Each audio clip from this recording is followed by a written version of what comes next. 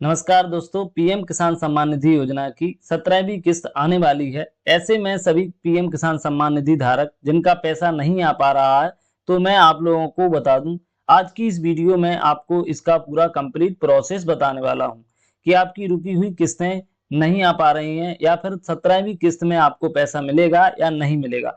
बहुत सारे किसान ऐसे हैं जिनकी लगभग 2-4 किस्तें उनके खाते में ट्रांसफर नहीं हुई हैं, जिसकी वजह से वह बहुत ही डाउटफुल हैं कि उनका पैसा आएगा या नहीं आएगा और 17वीं किस्त का पैसा मिलेगा कि नहीं मिलेगा। तो इसके लिए आपको क्या क्या चेक करना पड़ेगा, इस वीडियो में आपको कंप्लीट प्रोसेस बताने वाला हूं। ये सब आप अपने घर बैठे मोबाइल से चेक कर सकते हैं। इस वीडियो से आपको अपनी सारी स्थिति का पता चल जाएगा कि आपको पैसा मिलने वाला है या नहीं मिलने वाला है। तो फ्रेंड्स, चलिए हम सबसे पहले पीएम किसान की जो ऑफिशियल वेबसाइट है उसको ओपन कर लेते हैं। तो जैसे कि फ्रेंड्स, हमें यहाँ पर गूगल क्रोम पर आना है और वहां पर हमें पीएम किसान करके सर्च करना है। जैसे ही हम पीएम किसान सर्च करेंगे तो हमारे सामने पहली ही वेबसाइट आ जाती है पीएम किसान सम्मान निधि। तो हमें इस पर क्लिक कर देना है। क्लिक करने के बाद हमारे सामने कुछ इस तरीके से इंटरफेस आता है। अब हमें सबसे पहले फ्रेंड्स अपने गांव की जो हमारे पीएम किसान सम्मान निधि के किसान हैं उनकी लिस्ट को चेक करना है, क्योंकि फ्रेंड्स अगर आपका लिस्ट में नाम नहीं होगा तो हमें सबसे पहले ही पता चल जाएगा। अगर हमारा लिस्ट में नाम नहीं है तो हमें पैसा नहीं मिलने वाला है। तो फ्रेंड्स, हम लिस्ट कैसे निकालेंगे, हमें थोड़ा नीचे की तरफ स्क्रॉल करना है। यहाँ पर लिखा हुआ है बेनिफिशियरी लिस्ट। हम इस बेनिफिशियरी लिस्ट वाले ऑप्शन पर क्लिक करेंगे। तो जब हम इस पर क्लिक करेंगे तो हमारे सामने कुछ इस तरीके से पेज आ जाएगा। अब हमें यहाँ पर स्टेट सिलेक्ट कर लेना है। आपका जो भी स्टेट है आप उसको सिलेक्ट कर लें। फ्रेंड्स, इस वीडियो में मैं आपको पूरा डिटेल से बताने वाला हूं कि आपका जो पैसा है वह किस वजह से रुक सकता है। हम यहाँ पर सारे कारणों के बारे में जानेंगे और बाद में आपको यह भी पता चल जाएगा कि आपका पैसा कंफर्मली आपके किस खाते में आने वाला है और आपको कैसे कैसे चेक करना है। चलिए फ्रेंड्स, हम स्टार्ट करते हैं। तो हमने यहाँ पर अपना स्टेट सिलेक्ट कर लिया है। अब हमें यहाँ पर अपना जिला सिलेक्ट करना है। जिला सिलेक्ट करने के लिए आप अपना जिला सिलेक्ट कर लेंगे। यहाँ से हमें अपनी सब डिस्ट्रिक्ट को सिलेक्ट करना है। तो हमने यहाँ पर अपनी सब डिस्ट्रिक्ट को सिलेक्ट कर लिया है। यहाँ से आप अपना ब्लॉक भी सिलेक्ट कर सकते हैं। ब्लॉक सिलेक्ट करने के बाद यहाँ से आप अपना गांव सिलेक्ट करेंगे। आप जिस भी पंचायत में निवास करते हैं आप उस पंचायत को यहाँ से सिलेक्ट कर लेंगे। तो चलिए फ्रेंड्स, आप अपना गांव भी सिलेक्ट कर लिया है। अब हमें यहाँ पर गेट रिपोर्ट लिखा हुआ है, ये जो ऑप्शन है इस पर हमें क्लिक करना है। जैसे ही हम इस पर क्लिक करेंगे तो हमारे सारे गांव के जितने भी हमारे किसान बंधुओं को पैसे मिल रहे हैं पीएम किसान सम्मान निधि योजना के, वो हमें यहाँ पर सारे के सारे दिखाई दे जाएंगे। जैसे कि हमारे गांव में 353 लोगों को पैसे मिल रहे हैं। अब यहाँ पर आप अपना नाम भी चेक कर सकते हैं बारी बारी से, बहुत ही आसानी से आप यहाँ पर नाम अपना चेक कर सकते हैं। यहाँ पर हमारा जो नाम है वह मिल जाता है, तो यानी हमारा एक चीज तो कंफर्म है कि हमारा जो फॉर्म है वह सही तरीके से फिल है। और अब हमारे फॉर्म में कोई प्रॉब्लम्स हो सकती है, लेकिन हमारे जो पैसे आने वाले हैं उनमें कोई भी प्रॉब्लम्स नहीं है। अब फ्रेंड्स, हमें यहाँ पर अपना दोबारा से पीएम किसान सम्मान निधि योजना का जो ऑफिशियल पोर्टल है उसको लॉगिन करना है। यहाँ पर हम दोबारा से उसी वेबसाइट पर जाते हैं। अब हमें यहाँ पर अपना स्टेटस चेक करना है। स्टेटस चेक करने के लिए हमें यहाँ पर नाउ योर स्टेटस लिखा हुआ है, इस पर हमें क्लिक करना है। इस पर हमें क्लिक करने के बाद अब हमें यहाँ पर अपना पीएम किसान का जो रजिस्ट्रेशन आईडी नंबर होता है उसको हमें पता होना चाहिए। अब फ्रेंड्स, अगर आपके पास रजिस्ट्रेशन आईडी नंबर नहीं है तो हम यहाँ पर रजिस्ट्रेशन आईडी नंबर को कैसे निकालेंगे, तो यहाँ पर एक ऑप्शन दिया गया है नाउ योर रजिस्ट्रेशन, हमें इस पर क्लिक करना है। जब हम इस पर क्लिक करेंगे तो हमारे सामने दो ऑप्शन आ जाते हैं, जैसे कि हम यहाँ पर मोबाइल नंबर और आधार नंबर।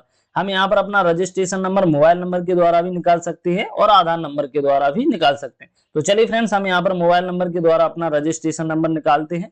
तो हमने यहाँ पर जो मोबाइल नंबर को एंटर करना है जिस मोबाइल नंबर से हमने अपनी केवाईसी को किया था। तो चलिए फ्रेंड्स, हम उस मोबाइल नंबर को यहाँ पर एंटर कर लेते हैं। लिया है, ये जो कैप्चा दिखाई दे रहा है इसे हमें सेम टू सेम ही फिल कर देना है। जैसा इसमें फिल है वैसा ही हमें यहाँ पर फिल करना है। कैप्चा फिल करने के बाद हमें यहाँ पर गेट मोबाइल ओटीपी लिखा हुआ है, इस पर हमें क्लिक कर देना। अब फ्रेंड्स, मैं आपको बता दूं, अगर मोबाइल पर आपके ओटीपी नहीं आता है तो आप यहाँ पर गेट डिटेल्स वाले ऑप्शन पर क्लिक करेंगे तो बगैर ओटीपी के भी आपका रजिस्ट्रेशन नंबर आपको पता चल जाएगा। लेकिन फ्रेंड्स, अगर आपके मोबाइल पर ओटीपी आता है तो बहुत अच्छा है, आप यहाँ पर ओटीपी को फिल करेंगे और गेट डिटेल्स पर क्लिक करेंगे। हमारे मोबाइल पर ओटीपी आ चुका है, हम यहाँ पर ओटीपी को फिल करते हैं और आगे की प्रोसेस को जानते हैं। अब हम यहाँ पर गेट डिटेल्स वाले ऑप्शन पर क्लिक करेंगे। तो हमारे सामने यहाँ पर हमारा रजिस्ट्रेशन नंबर दिखाई दे रहा है, यानी कि हमारे जो किसान बंधु हैं उनका रजिस्ट्रेशन नंबर हमें प्राप्त हो चुका है। अब हम यहाँ से दोबारा से बैक वाला ऑप्शन है, यानी कि यहाँ पर बैक वाला एक जो ऑप्शन दिखाई दे रहा है इस पर हमें क्लिक करना है। तो हम दोबारा से उसी पीएम किसान की जो वेबसाइट है उस पर हम आ जाएंगे। अब हमें यहाँ पर नाउ योर स्टेटस लिखा हुआ है, इस पर दोबारा से क्लिक करना है।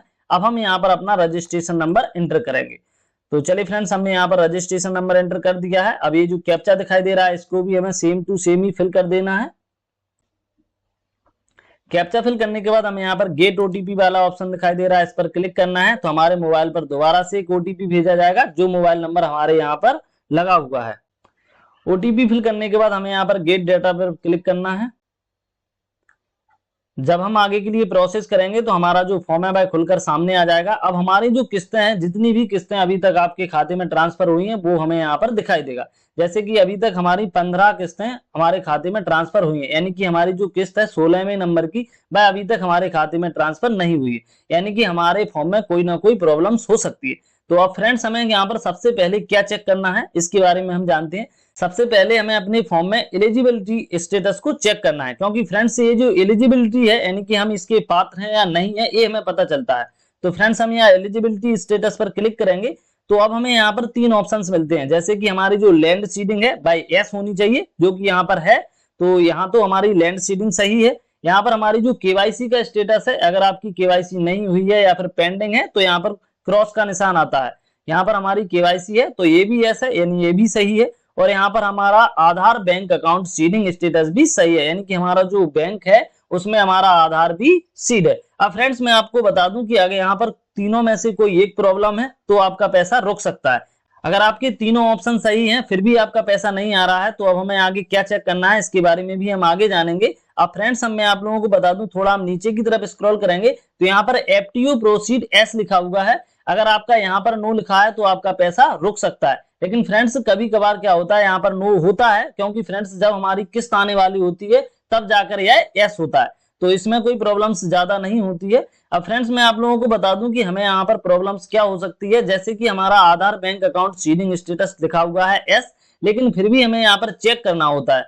तो हम यहाँ से भी चेक कर सकते हैं, और अगर आपको यहाँ से चेक करना नहीं आता है तो मैं आपको एक और वेबसाइट बताता हूँ, उससे भी आप चेक कर सकते हैं। तो चलिए फ्रेंड्स, हम पहले अपना बैंक अकाउंट आधार सीडिंग स्टेटस, जो कि हमारा आधार से बैंक सीड है या नहीं है, उसको हम चेक कर लेते हैं।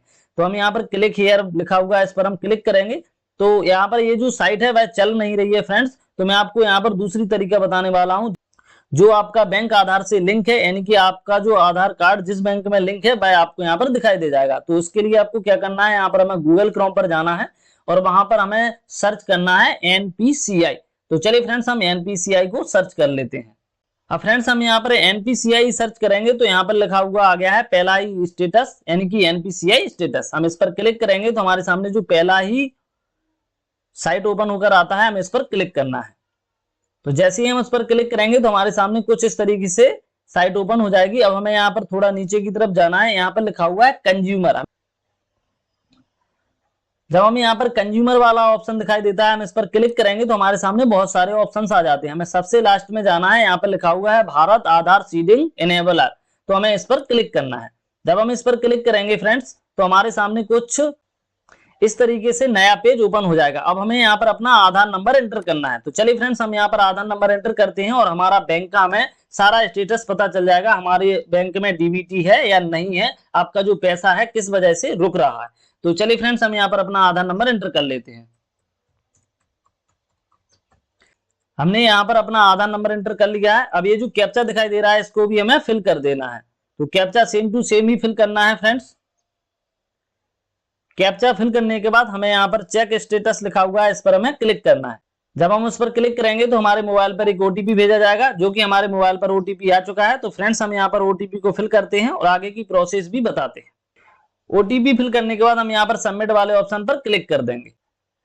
अब हमें यहाँ पर हमारा आधार नंबर दिखाई देता है। हमारा जो बैंक स्टेटस है उसमें हमारी जो डीबीटी है वह इनेबल होना अनिवार्य है। अगर फ्रेंड्स आपकी जो डीबीटी है यहाँ पर इनेबल नहीं है तो आपको यहाँ पर अपने बैंक अकाउंट में डीबीटी लिंक करवाना अनिवार्य है। चाहे हमारा जो बैंक का जो हम स्टेटस देख रहे थे उसमें हमारा जो बैंक सीडिंग एस दिखाई दे रहा था, लेकिन फिर भी हमें यहाँ पर अगर हमारी जो डीबीटी है भाई इनेबल दिखाई नहीं दे रही है, तो हमें यहाँ पर इसको इनेबल करवाना अनिवार्य है। तो फ्रेंड्स यह इनेबल कैसे होती है, तो आपको अपने बैंक जाना होगा, वहां पर आपको एक केवाईसी का फॉर्म भरना होगा और वहां पर आपकी जो डीबीटी है वह इनेबल हो जाएगी। अब फ्रेंड्स हमें यहाँ पर थोड़ा और देखना है, यहाँ पर हमारा बैंक में कोई भी प्रॉब्लम्स नहीं है। अब फ्रेंड्स इस तरीके से हम अपना बैंक भी चेक कर सकते हैं, बैंक स्टेटस हमारा इनेबल सही है, अगर इसमें कोई प्रॉब्लम्स नहीं है तो आपका पैसा आएगा। अब फ्रेंड्स ये जो मैंने आपको जितनी भी तरीके बताए हैं, इनमें से आपको अगर कहीं कोई प्रॉब्लम्स है तो आप हमें कमेंट करें, मैं आपको उसके ऊपर उसका प्रॉब्लम सॉल्व करके भी बताऊंगा। आपको उसके लिए अलग से एक वीडियो लेकर आ जाऊंगा जिससे कि आपको उसका सॉल्यूशन मिल सके। अब फ्रेंड्स अगर आपके ये जो सारी चीजें सही है तो आपका पैसा कंफर्मली आपके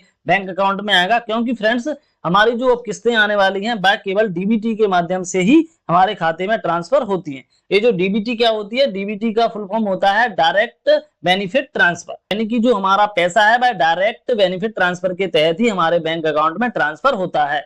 तो फ्रेंड्स इसमें हमारा अगर बैंक कोई दूसरा लगा हुआ है पीएम किसान सम्मान निधि योजना के फॉर्म में, लेकिन अगर आपकी डीबीटी किसी और बैंक में इनेबल है तो वह पैसा आपका उसी बैंक में आएगा जिसमें आपकी डीबीटी इनेबल है। अगर फ्रेंड्स आपको पीएम किसान सम्मान निधि योजना के फॉर्म में या फिर कहीं कोई आपको प्रॉब्लम्स दिखाई दे रही है, जैसे कि लैंड सीडिंग, केवाईसी स्टेटस, आधार सीडिंग, इन सब में से कोई भी प्रॉब्लम्स दिखाई दे रही है तो आप उसको कैसे सही करेंगे उसके ऊपर भी मैं वीडियो लेकर आ रहा हूं, तो आपको उसके जरिए आपको नॉलेज हो जाएगा और आपको कैसे सही करना है इसके बारे में भी आपको जानकारी मिल जाएगी। तो चलिए फ्रेंड्स हम मिलते हैं अगले वीडियो में इसी प्रकार से नई इंफॉर्मेशन के साथ। तब तक के लिए दोस्तों वीडियो देखने के लिए बहुत बहुत धन्यवाद।